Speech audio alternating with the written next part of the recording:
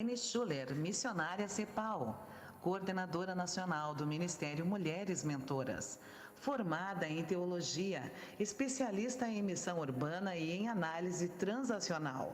Como coordenadora do Ministério Mulheres Mentoras, assessora projetos em várias denominações de pastoreio e mentoria de pastoras e esposas de pastores, ensinando em sabedoria.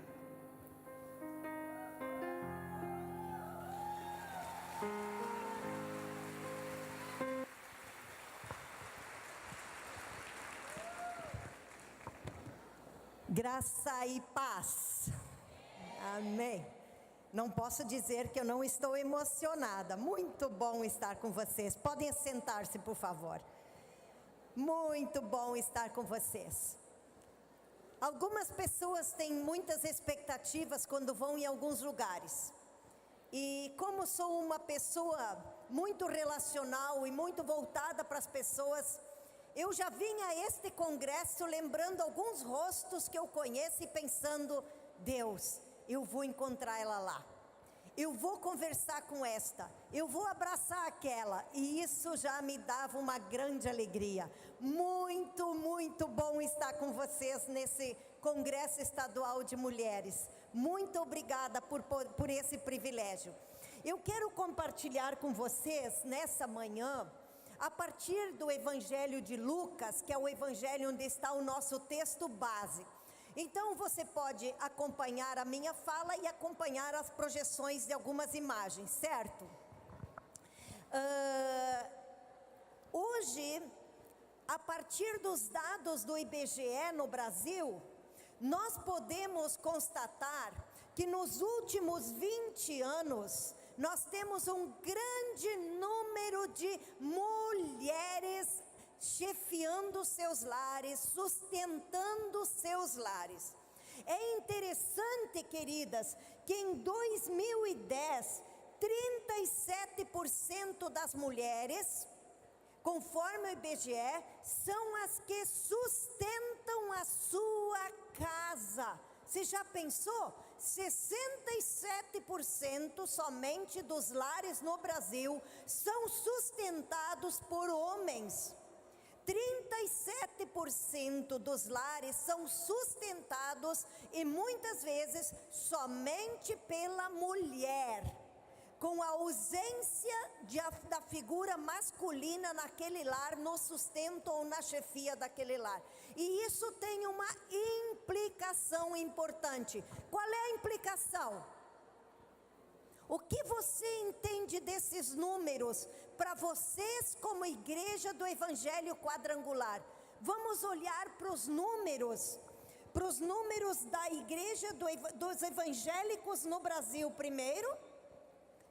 Hoje nós temos na igreja evangélica brasileira, 56% da membresia da igreja evangélica brasileira são o quê? Mulheres. Somente 44% são homens. Ou seja, nós temos nas igrejas brasileiras evangélicas 12% a mais de mulheres. Mas espera só, olha na igreja do Evangelho Quadrangular. A nível de Brasil, a composição da membresia do Evangelho Quadrangular, 57% são mulheres.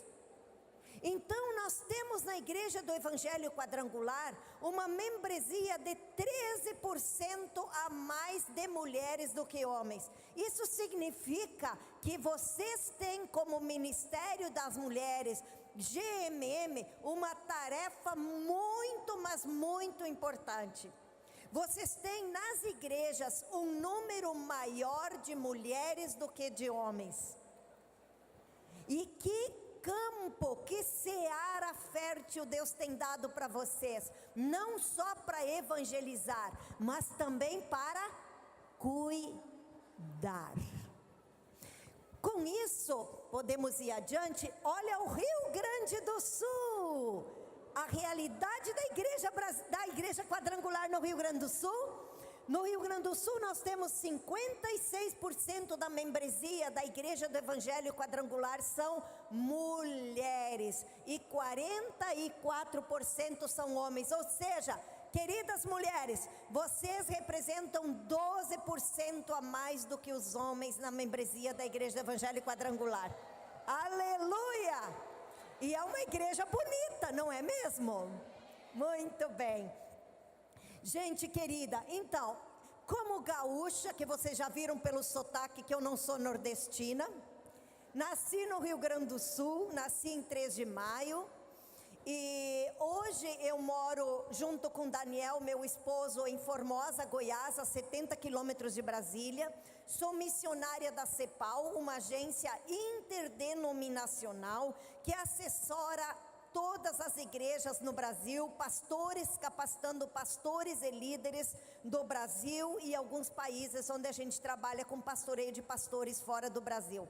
Então, esse tem sido o nosso chamado e nosso ministério. E quando eu olho para esses dados da Igreja Evangélica Brasileira, mas especialmente da Igreja do Evangelho Quadrangular, isso nos traz uma responsabilidade muito grande. E eu quero então caminhar com vocês, olhando, esta é a nossa realidade hoje.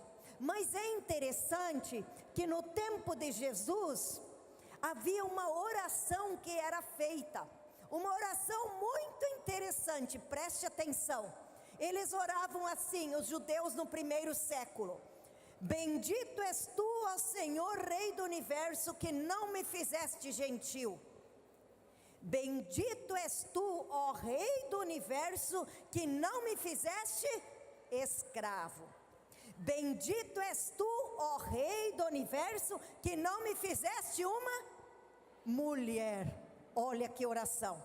Esse é no tempo de Jesus. Os judeus faziam essa oração.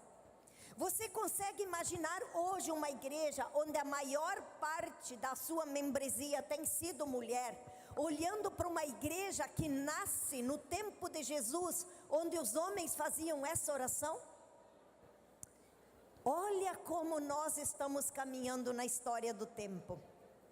Por isso, eu quero compartilhar com vocês essa perspectiva que Jesus traz já nesse tempo sobre as mulheres. Já nesse tempo, Jesus se levanta e diz: opa, gente, não é por aí não é bem assim, é por aqui que o Pai quer que caminha, é isso aqui que Deus pensa a respeito das mulheres. Foi um homem de coragem, não foi? Mas ele não se acomodou com o pensamento daquele tempo. Ele se levanta, Jesus, e ele não só fala, mas ele age de tal maneira que ele comunica um novo paradigma, novos valores, novos referenciais em relação às mulheres. E é nessa perspectiva que nós queremos olhar, que naquele tempo Jesus tinha um contexto das mulheres. Quando ela estava em casa, ela estava submissa ao pai. Quando ela estava casada, submissa ao marido. Quando ela estava viúva, era submissa ao filho mais velho. Em nenhum momento, mesmo estando solteira ou sozinha, a mulher tinha alguma liberdade de pensar por si e de tomar decisões por si mesma. Sempre ela tinha uma figura masculina que decidia sobre a sua vida. Então, se você percebe esse contexto no tempo de Jesus, eu quero convidar que agora você olhe a partir de Jesus no Evangelho de Lucas, essa nova proposta, um novo paradigma que Jesus traz. O evangelista Lucas é um dos evangelistas que mais destaca as mulheres no evangelho dele.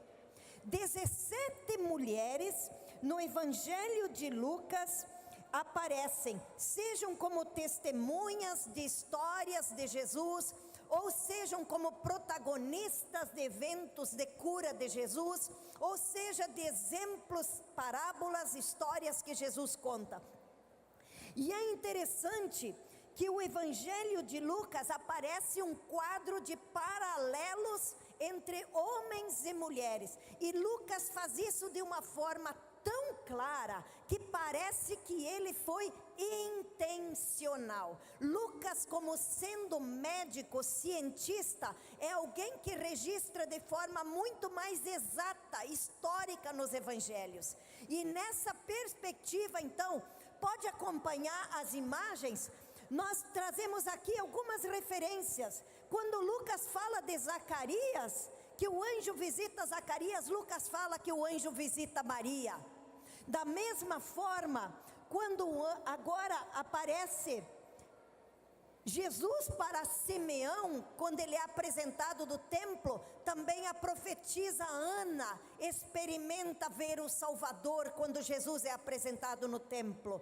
No Evangelho de Lucas, aparece a nomeação dos 12 apóstolos de Jesus por nome. E em Lucas 8, aparece por nome as mulheres que seguem Jesus, porque elas não são mulheres sem nome, elas são amadas, valorizadas, porque elas têm o Espírito Santo dentro delas, elas foram feitas à imagem e semelhança de Deus, e Lucas nomeia uma por uma, dizendo: essas são seguidoras de Jesus, porque nós temos nome, nós temos identidade, nós temos uma história com Jesus, e uma história que vai por toda a eternidade, uma história que não tem fim, porque o Senhor Deus pôs a eternidade no seu coração, amém? Da mesma forma, quando aparece o texto da mulher encurvada que é curada por Jesus, aparece o texto do homem leproso que é curado. Jesus traz, e o Lucas registra, essa perspectiva de homens e mulheres sendo tratados e curados no ministério de Jesus. E no segmento nós temos também, quando Jesus conta a parábola do pastor à procura da ovelha, em Lucas 15, Jesus conta também a parábola da mulher que procura a moeda perdida. A mesma perspectiva na parábola de um homem que busca ovelha, agora tem a mulher que busca a moeda perdida, a mulher que varre a sua casa à procura dessa moeda. Também no Evangelho de Lucas, José de Arimateia é quem sepulta o corpo de Jesus, mas as mulheres vão lá olhar onde Jesus foi sepultado. Lucas registra, é José de Arimateia quem vai e cede o seu túmulo para Jesus, e as mulheres estão lá como testemunhas do sepultamento, elas estão presentes desde o ministério, a morte, a ressurreição de Jesus. As mulheres estão presentes no ministério de Jesus Cristo, e os evangelhos registram isso.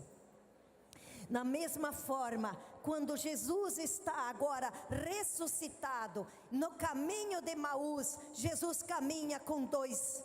Agora, da mesma forma, Jesus se encontra com as mulheres no túmulo vazio, ressuscitado. Seja no seu ministério, seja na cruz, quando as mulheres estão aos pés da cruz de Jesus, seja quando ele é sepultado, seja quando Jesus é ressuscitado, homens e mulheres estão com Jesus. E o evangelista Lucas registra com muita graça. E eu quero convidar que você conheça mais dessa perspectiva de Lucas. Se você puder passar no estande do GMM, aqui nos estandes, a Bíblia do Discipulado, de estudo do Discipulado de David Cornfield, com quem eu tenho caminhado em mentoria, eu e meu esposo, com quem nós temos aprendido de discipulado e mentoria, e a partir dele, nós podemos assessorar denominações nos seus projetos de mentoria e discipulado. David tem essa Bíblia de estudo, e o Evangelho de Lucas, ele apresenta muito mais do que eu apresentei até agora, e você pode aprofundar. Temos uma promoção especial, passe lá no estande do GMM. Mas eu quero agora olhar com vocês o texto de Lucas 1, 5 a 17 e 23 a 25. Você pode acompanhar aqui na tela ou acompanhar na sua Bíblia. Lucas 1. No tempo de Herodes, rei da Judeia, havia um sacerdote chamado Zacarias, que pertencia ao grupo sacerdotal de Abias. Isabel, Sua mulher também era descendente de Arão. Ambos eram justos aos olhos de Deus, obedecendo de modo irrepreensível a todos os mandamentos e preceitos do Senhor. Mas eles não tinham filhos, porque Isabel era estéril e ambos eram de idade avançada. Certa vez, estando de serviço ao seu grupo, Zacarias estava servindo como sacerdote diante de Deus. Ele foi escolhido por sorteio, de acordo com o costume do sacerdócio, para entrar no santuário do Senhor e oferecer incenso. Chegando a hora de oferecer incenso, o povo todo estava orando do lado de fora. Então um anjo do Senhor apareceu a Zacarias, à direita do altar do incenso. Quando Zacarias ouviu, perturbou-se, foi dominado pelo medo. Mas o anjo lhe disse: não tenha medo, Zacarias. Sua oração foi ouvida.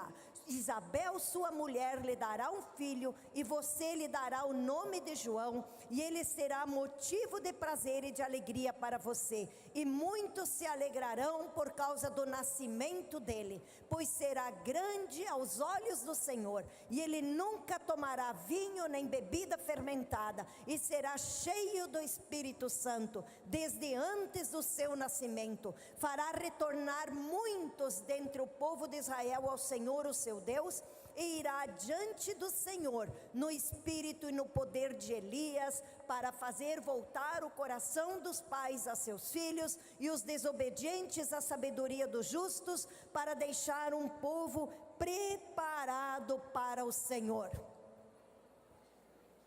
Quando se completou o seu período de serviço, Zacarias voltou para casa, e depois disso Isabel, sua mulher, engravidou, e durante 5 meses não saiu de casa. Olha que interessante.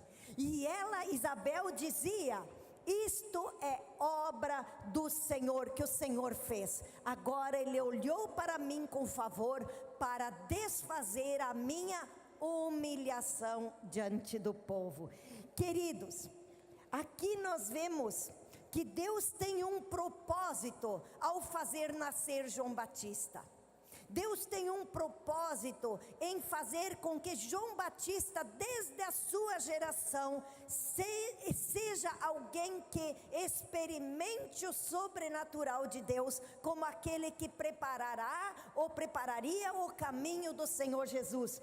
Mas eu quero chamar a atenção que João Batista é um sacerdote, João Batista é um pastor, Isabel é esposa de um pastor. Mas aqui, como sacerdote, ele é um líder. Isabel é esposa de um líder. E o que diz aqui o evangelista? Que ambos eram justos diante de Deus. Ambos, o marido e a esposa. Ambos eram justos. E nessa perspectiva, queridos, é uma família pastoral, é uma família de líderes da igreja. Muitas vezes o marido tem uma liderança, às vezes a mulher tem uma liderança maior que o próprio marido, às vezes o marido tem um estilo de personalidade mais quieto, a mulher tem um estilo de liderança mais influenciadora, mais extrovertida. E quantas vezes no casal pastoral isso pode significar conflito? Quantas vezes pode significar aquelas conversinhas na igreja? Você é mandado por sua mulher, não é mesmo? Por causa da liderança firme da mulher. Liderança firme da mulher não significa que na casa ela tenha liderança firme sobre o seu marido.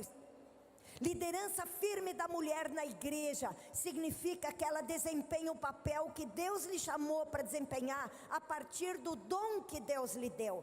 Liderança firme da mulher na igreja, junto com seu marido líder, não significa desrespeito, significa que você deve servir ao Senhor Jesus com excelência, a partir das habilidades e do dom que Deus lhe deu, e o seu marido deve servir a Deus com excelência, a partir dos dons e da habilidade que Deus deu a ele. Nós não competimos, marido e mulher não competem no reino de Deus e nem dentro da igreja, amém? Nós juntos somos parceiros, servindo ao corpo de Cristo, cada um da melhor forma possível, a partir dos dons que Deus lhe deu.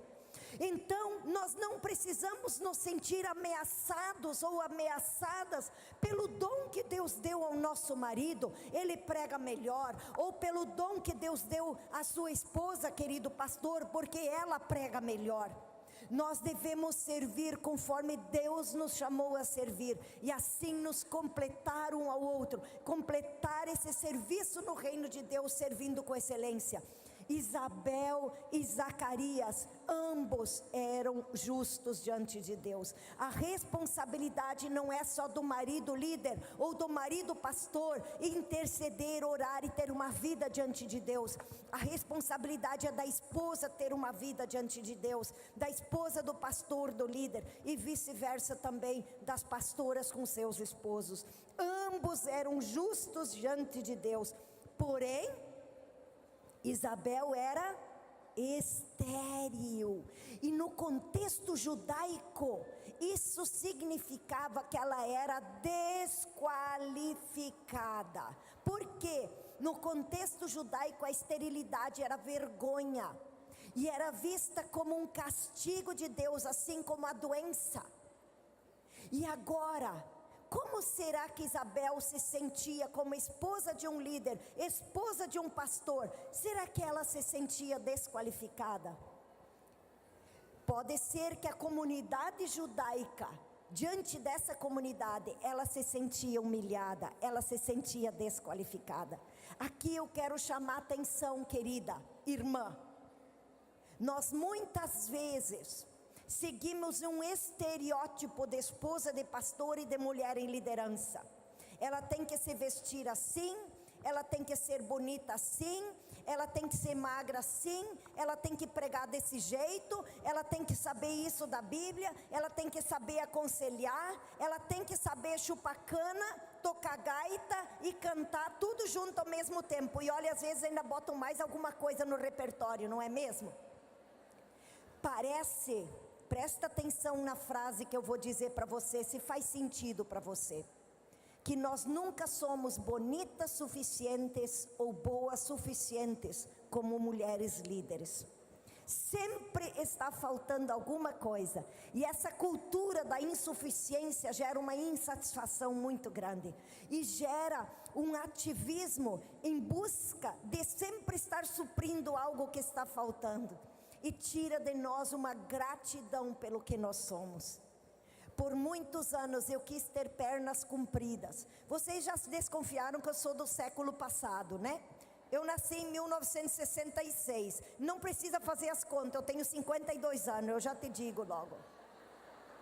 Mas quando eu era jovem e mais jovem, tinha um seriado da Mulher Maravilha na televisão. Não essa Mulher Maravilha bonitona, mas uma Mulher Maravilha bonitona também. Era Lindsay Wagner o nome dela. E ela tinha umas pernas americanas, aquelas pernas compridas, sabe? Reta, bonitas as pernas da mulher. E eu olhava assim, uau, como eu queria ter uma... Com 1,55 m, eu queria ter umas pernas compridas. Ia virar só perna, né? Mas eu queria ter umas pernas compridas. Eu tinha uma dificuldade em me aceitar com minha altura, com minhas pernas curtas. E essa falta de aceitação de quem nós somos, muitas vezes olhava no espelho e literalmente, exatamente como eu estou dizendo, eu não conseguia me olhar no espelho. Eu olhava no espelho e saía rapidinho do espelho, porque eu não era quem eu gostaria de ser.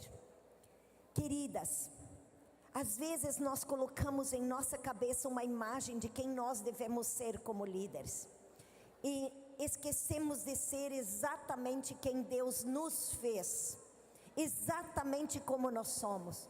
com nossa altura, com nossa cor, com nosso timbre de voz, com nosso jeito, com nosso estilo de personalidade. Se Deus te queria diferente, Ele tinha te feito diferente. Porque Deus quer que você o sirva e você o adore como você é. Ele não fez mais ninguém para colocar no seu lugar. Ele não fez mais ninguém com as minhas pernas curtas, do jeito que eu sou, para colocar no meu lugar. Então, se eu agora querer que Deus me faça com pernas mais compridas, uma outra Elaine, não tem alguém para Ele colocar no meu lugar, para servi-lo, amá-lo, adorá-lo.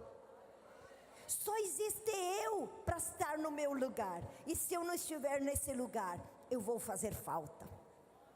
E nós precisamos entender que antes de sermos esposas de pastor, de sermos líderes, de sermos mulheres que estão cuidando, liderando mulheres, nós somos mulher, nós temos uma identidade, o que nós fazemos são nossas funções, são papéis. Então eu e Laene coordeno um ministério a nível nacional, Mulheres Mentoras, eu e Laene, com minhas pernas curtas, com meus cabelos que são fininhos, esses cachos aqui é para enganar que é pouco cabelo. E sempre quis ter uma cabeleira vasta, aqueles cabelos grossos, assim compridos. Sempre quis ter. Eles não crescem mais do que isso. Glória a Deus, tá bom já. Mas eu sempre tinha o desejo de ser quem eu não era. Então eu e Laene coordeno esse ministério com meu estilo de personalidade, bem extrovertida, influenciadora, falando bastante. E quem fala bastante dá muita bola fora, pode estar certa disso. Então eu, seguido do bola fora, eu tenho que dizer, aí fiz besteira de novo, falei o que eu não devia. Essa sou eu. Aquilo que eu prejudico e faço mal às pessoas, elas vão me dizendo e eu vou melhorando. Mas tem tanta coisa boa que Deus depositou em mim, no meu jeito de ser, e eu preciso ser eu mesma, porque é assim que Jesus quer que eu sirva. Como diz o Salmo 139, você me fez de modo assombrosamente maravilhoso. Não é maravilhoso, é assombrosamente maravilhoso. Amém? Nós fomos feitas de modo assombrosamente maravilhoso, de perna curta, de cabelo fininho, de nariz maior, mais gordinha, mais magrinha, quadril mais largo, menos mais. Vocês entendem? E é assim que nós precisamos, e é assim que Jesus quer que nós sirvamos. E que nós sirvamos enquanto mulheres. Quando aquela mulher serve Jesus, derramando óleo sobre ele, ou chorando sobre ele, e secando com seus cabelos, vocês já imaginaram um discípulo de Jesus fazendo isso? Isso não é coisa de homem, gente. Isso é coisa de mulher. Isso é mulher servindo a Jesus. E Jesus disse que serviria de modelo. Jesus diz para todo mundo olhar, olhe para ela, olhe o que ela está fazendo, é isso mesmo, é uma mulher me servindo, diz Jesus. E nós podemos servir enquanto mulher, não existe um único modelo, e o modelo masculino é aquele e tem que ser assim. Nós podemos ser pastoras enquanto mulheres, não no modelo masculino de pastorado. Nós podemos servir como líderes mulheres, não no modelo de líderes masculinos. Nós precisamos ser nós mesmas, porque se Jesus quisesse que só homens o servissem, Ele tinha criado só homem. Ele não tinha feito você mulher com seu jeito, com seu cor-de-rosa, com seu violeta, com seu verde, com suas cores, com seu jeito. Deus te fez exatamente como fez e colocou você nesse papel de liderança, para você liderar enquanto mulher e não se desqualificar enquanto mulher. E ficar neste papel, com essa identidade que Ele te deu.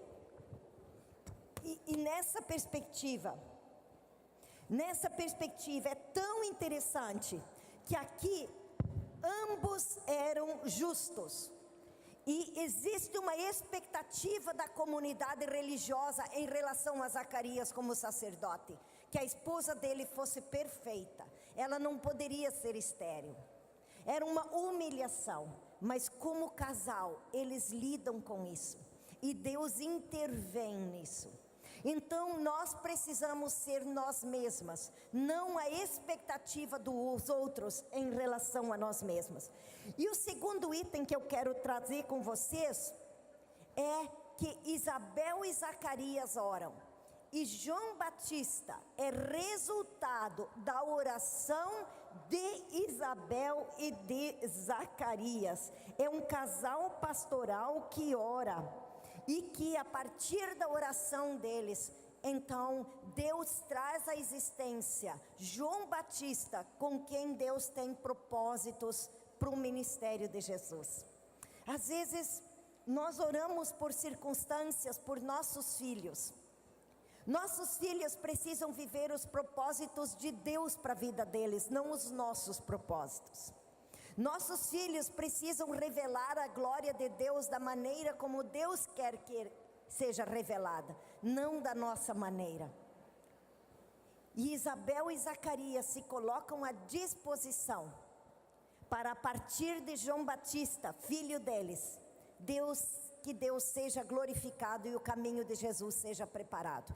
Bem, Isabel, quando João Batista sai do templo, ele volta para casa. No templo ele tem um encontro sobrenatural com Deus. Agora ele traz para a esposa isso que Deus fala com ele. E então Isabel engravida. E o que João Batista diz, mas é impossível. O anjo diz que para Deus é possível. E acontece na vida de Isabel.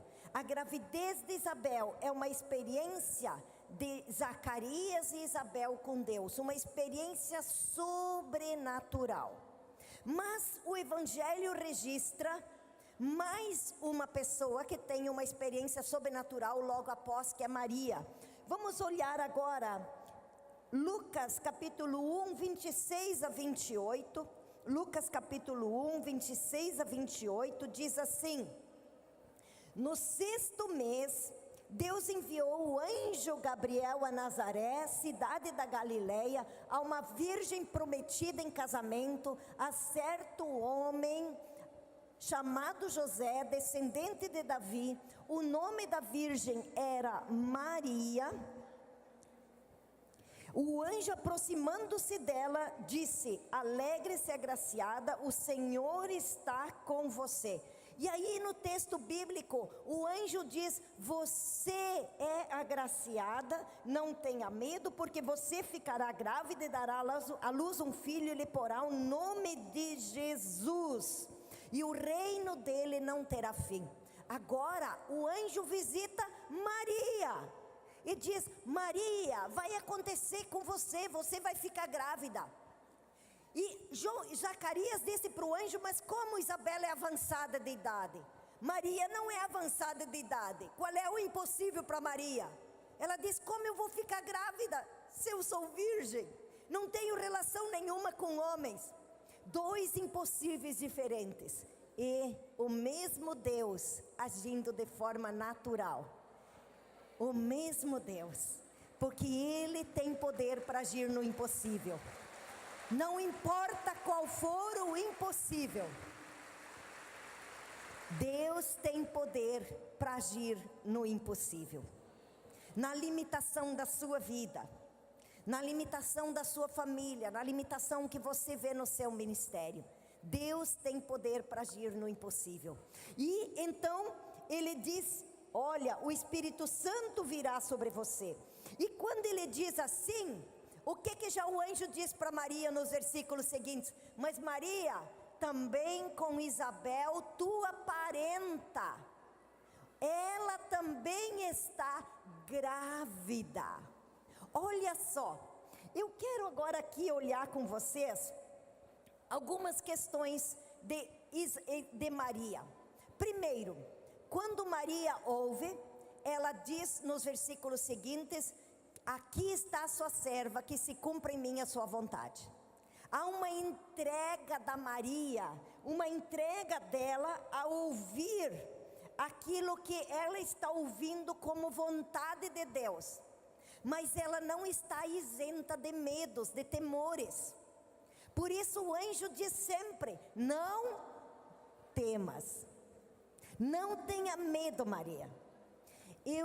David Cornfield, esse autor da Bíblia, do estudo do discipulado, nosso mentor, teve uma filha que faleceu há 3 anos, cáries. Ela foi transplantada do intestino já aos 8 anos de idade, e viveu até os 28 anos de idade.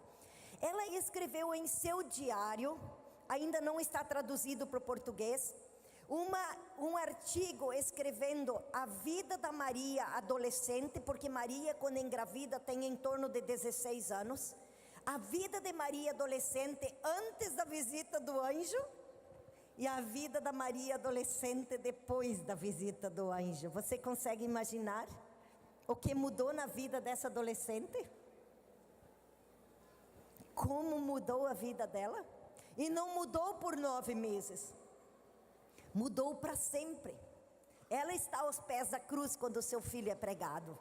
Ela está no cenáculo, Maria, quando lá depois o Espírito Santo desce, lá em Atos 2. Ela está lá, liderando junto na igreja primitiva. A vida desta mulher mudou desde a adolescência, porque Deus a escolheu para ser mãe de Jesus homem. Que coisa fantástica isso. Então aqui Maria comunica que achava que isso era impossível por ela ser virgem. E o anjo diz que este impossível não limita Deus, que o Espírito Santo viria sobre ela. Bem, nós temos aqui Isabel vivendo o sobrenatural de Deus. Nós temos aqui Maria vivendo o sobrenatural de Deus. Cada uma de nós, cada um de nós precisa viver na individualidade o sobrenatural de Deus. Queridas, culto não substitui o seu tempo individual com Deus. O culto precisa ser a celebração daquilo que Deus está fazendo em você, em você, em você, você. O culto e esse congresso é resultado, é celebração do que Deus está fazendo na intimidade, na vida de cada uma de vocês. Aqui nós celebramos o que Deus faz no individual. Cada uma de nós precisa ter individualmente experiências sobrenaturais com Deus, intimidade com Deus por meio da leitura da palavra e da oração. E Maria e Isabel têm essa experiência. Agora, o que acontece com Isabel e com Maria? Elas se encontram. Vamos ver Lucas 1, 39 a 45. Lucas 1, 39 a 45. Pode acompanhar na sua Bíblia ou pelo texto projetado. Diz assim: naqueles dias, Maria preparou-se, e olha só, e foi depressa, para uma cidade da região montanhosa da Judéia, onde entrou na casa de Zacarias e saudou Isabel.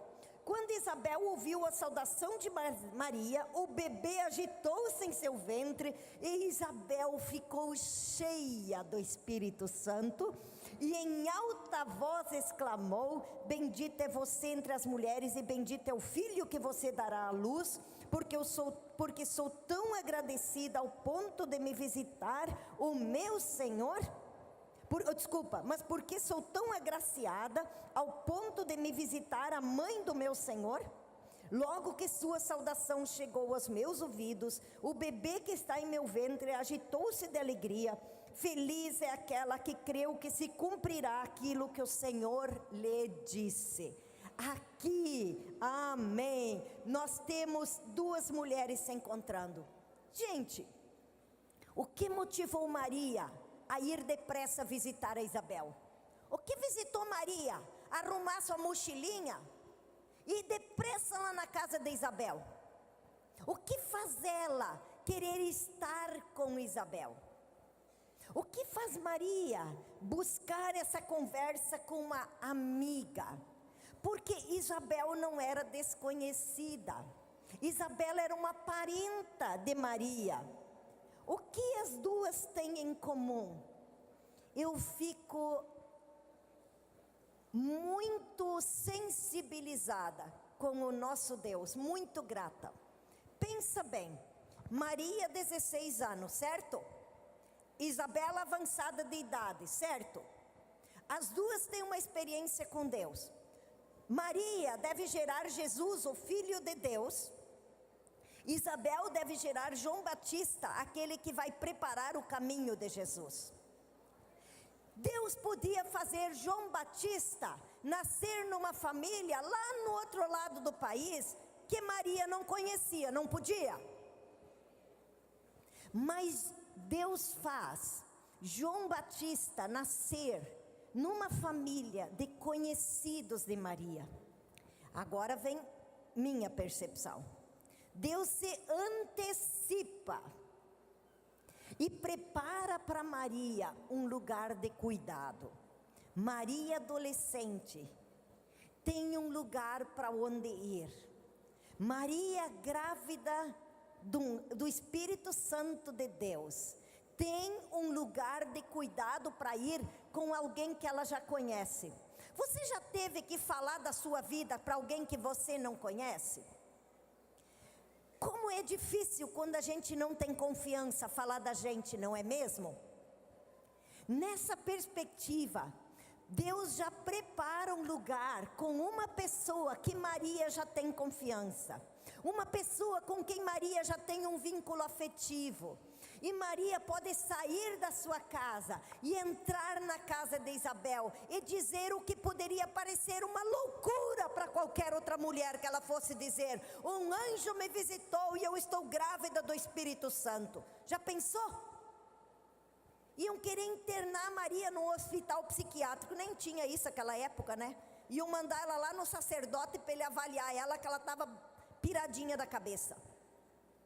Mas Deus já não só prepara a Isabel como alguém que Maria tem vínculo afetivo. Deus prepara também Isabel com uma experiência sobrenatural, para ela entender que Maria também está vivendo uma experiência sobrenatural.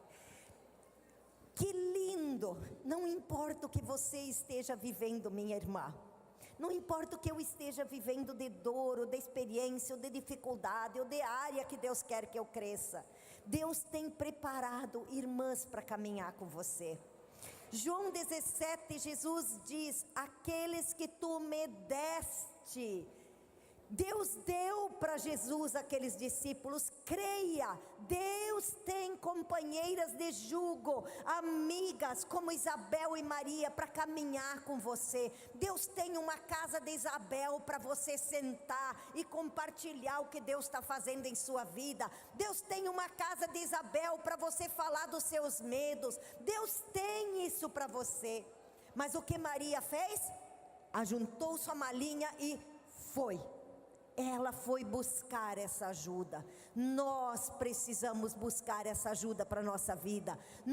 Você, Deus tem essas mulheres para cuidar de você, que Deus quer amar e cuidar de você por meio delas. Você precisa pegar sua malinha com sua história, com sua experiência com Deus, e buscar essa mulher para caminhar junto, buscar esse grupo para caminhar junto. Depois vamos falar do projeto Amigas em Ministério. Amigas em Ministério, esse lugar, esse grupo que você pega sua malinha com sua história, com sua experiência com Deus, e vai para esse grupo e pode derramar o seu coração. E aí vão ter as Isabéis que vão acolher você, que vão orar com você e que vão interceder por você. Mas sozinhas? Não. Vamos juntas? Sozinhas? Não. Mais uma vez. Sozinhas? Não. Precisamos viver o que Maria e Isabel estão vivendo. Não podemos viver sozinhas. Precisamos desse espaço. Então, aqui, em cada uma tem um encontro sobrenatural com Deus, e agora elas têm um encontro divino. E o que acontece quando Maria e Isabel se encontram? O Espírito Santo enche Isabel, de tal maneira que Isabel profetiza sobre a vida de Maria. Até então, o que Maria tinha ouvido? Tinha ouvido do anjo, que ela seria mãe do Salvador, de um anjo. Agora, a Maria ouve de uma outra mulher aquilo que é propósito de Deus para a vida dela. Como é importante nós termos outras mulheres que ouvem de Deus e profetizam em nossa vida e nos ajudam a conhecer a vontade de Deus para a nossa vida. Não a vontade delas para a nossa vida, mas a vontade de Deus para a nossa vida. E isso é um encontro divino. Encontro divino é quando eu me encontro com as minhas irmãs e há uma revelação especial de Deus, algo que eu não sabia antes, algo que eu não entendia antes sobre mim ou sobre a vontade de Deus para a minha vida, mas que acontece ali. Você quer ter encontros divinos em sua vida? Amém, com outras mulheres, onde há uma experiência sobrenatural de Deus falando com você, ministrando em sua vida, encorajando a sua vida. E esse encontro divino acontece com Maria e com Isabel. E a Maria sai dali convicta, realmente, isso é vontade de Deus para a minha vida. E Maria fica 3 meses na casa de Isabel. Quanto que Isabel depositou na vida de Maria? O quanto foi importante para Maria ter ouvido Isabel, estado com Isabel, quando ela estava lá, quando Jesus estava sendo crucificado, quando Jesus estava fazendo milagres e a Maria não estava entendendo muito bem o que estava acontecendo. O quanto foi importante para Maria tudo que Isabel depositou na vida dela naqueles 3 meses. Você consegue perceber? Eu não sei o que Deus tem lá na frente para a minha vida. Eu não sei os desertos que eu vou passar. Mas eu tenho caminhado com um pequeno grupo de mulheres que depositam em minha vida, que investem em minha vida, que estão parceiras de Deus abençoando a minha vida, para que eu possa ser preparada por Deus e não importa o que eu venha passar, eu posso dizer tudo posso naquele que me fortalece, amém? Mas eu preciso de mulheres que investem em minha vida, amém? Não podemos andar sozinhas. Nós precisamos dos grupos, dos GMMs acontecendo, precisa estar nos cultos do GMM, você precisa ter mulheres, irmãs, amigas que caminham e são companheiras junto com você, sozinhas não, precisamos desse espaço. Então, o que acontece nesse encontro das duas? Maria glorifica a Deus e nasce o cântico de Maria, o Magnificat. Deus é glorificado. Glorificar a Deus significa revelar Deus, mostrar Deus para as pessoas. Glorificar Deus significa que as pessoas podem ver Deus por meio da minha vida. Quando eu caminho com um pequeno grupo de mulheres que me edificam e eu edifico a elas, nós cuidamos uma das outras, eu cada vez fico mais parecida com Jesus, os valores do reino, e Deus é glorificado, Deus é revelado diante das pessoas. Maria glorifica a Deus por meio do cântico, como resultado do encontro dessas duas mulheres, um encontro de cuidado, um encontro de amigas de ministério. Projeto de cuidado para pastoras, esposas de pastor, superintendentes, mulheres supervisoras, coordenadoras, líderes, presidentes de GMM. Por quê? Porque pastora Cris tem entendido que esse encontro que Isabel e Maria tiveram, vocês, nós, pastora Cris, eu e cada uma de vocês precisamos ter. Nós precisamos ter um pequeno grupo de mulheres no qual nós caminhamos juntas. Faz sentido isso para você? O que faria você hoje caminhar depressa, como Maria fez, para estar num encontro com uma outra mulher, onde você pode viver cuidado? O que faria você? O que hoje incomoda você? Eu quero orar com você. Curve sua cabeça, se você puder, quiser. Se você está caminhando, aquiete-se. Se você está conversando, aquiete-se. Se sua vizinha está conversando, ajude ela a se aquietar.